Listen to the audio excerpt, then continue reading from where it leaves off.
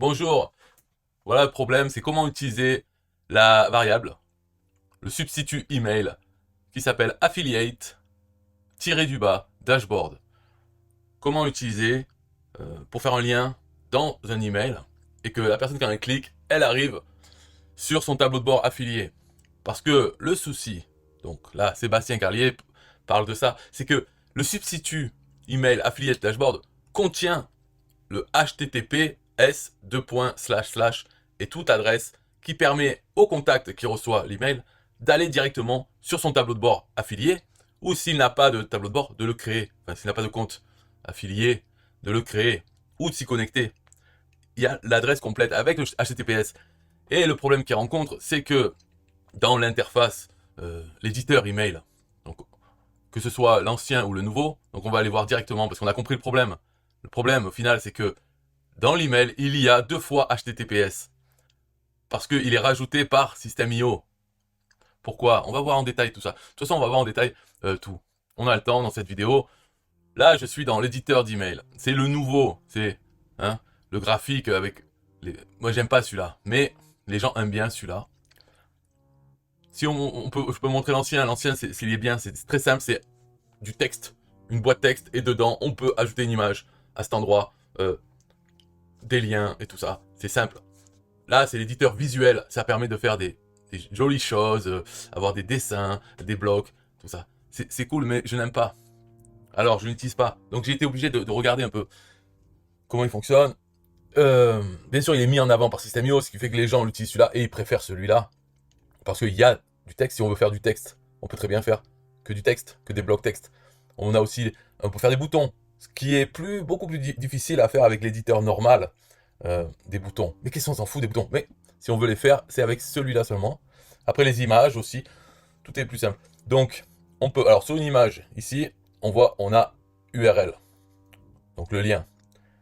Et dans bouton, on a aussi URL. Ensuite, pour faire un lien dans un fichier texte, on doit sélectionner la partie du texte qu'on veut rendre cliquable, faire un lien, et appuyer sur l'icône de lien qui nous donne ça. Donc sur la gauche, on a HTTPS ou HTTP ou Other, donc autre, et taper l'URL. Et ensuite, il y a une petite icône de disquette.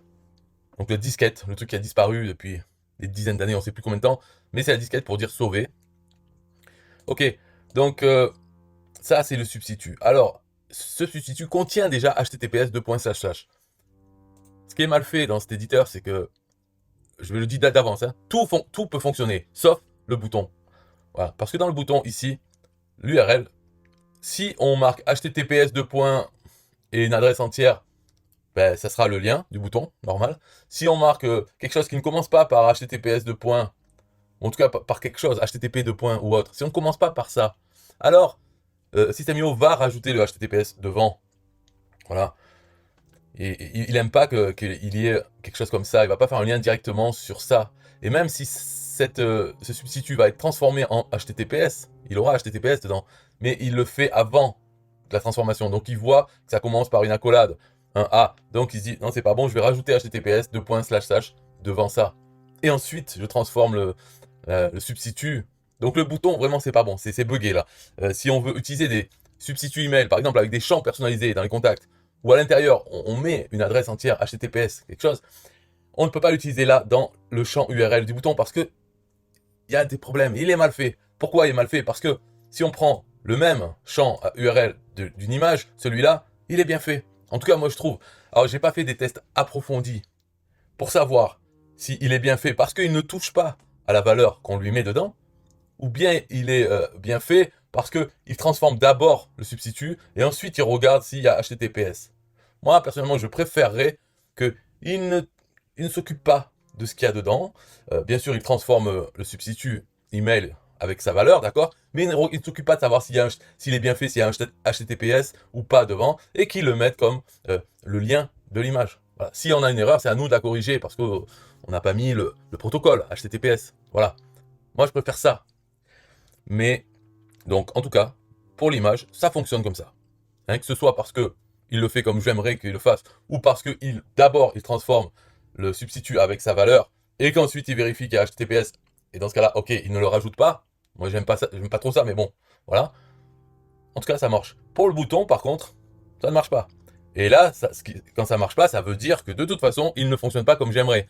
Parce que hein, s'il fonctionnait comme j'aimerais, et que même il ne transforme pas le substitut, ça laisserait, dans le lien, ça laisserait vraiment ce qu'on a marqué là.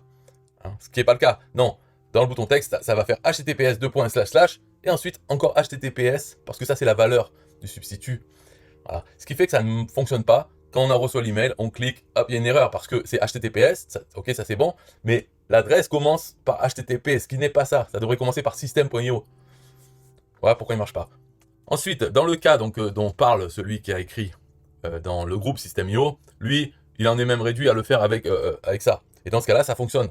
Mais par contre, ça fonctionne, bien sûr, là quand on sélectionne, hein, quand on choisit, il ne faut pas laisser HTTPS. Si là-dedans, on tape, on met le substitut email, ça va commencer par HTTPS, et la valeur du substitut. Donc ça, c'est pas bon. Alors, pour faire comme moi je veux, c'est-à-dire qu'il ne s'occupe pas de la suite, il faut mettre ici other. Donc ça veut dire qu'il ne fera rien, sauf qu'il va quand même transformer le substitut email par sa valeur. Hein. Donc si la valeur du substitut email contient le HTTPS eh bien le lien va être bon. Il faut mettre other. C'est ça la solution. Pour bouton texte, il n'y a pas de solution, donc c'est même pas la peine de chercher. Il n'y a pas de solution. Et pour une image, il n'y a pas de problème. On met le substitut, ça fonctionne. Donc si vous voulez faire un bouton, eh bien, prenez une image d'un bouton, ajoutez-la en tant qu'image, et dans le lien de cette image, mettez le substitut email. Ça fera la même chose, sauf que le bouton il sera encore plus joli parce que ce sera une image. Vous pouvez faire un beau bouton comme celui-là. Voilà.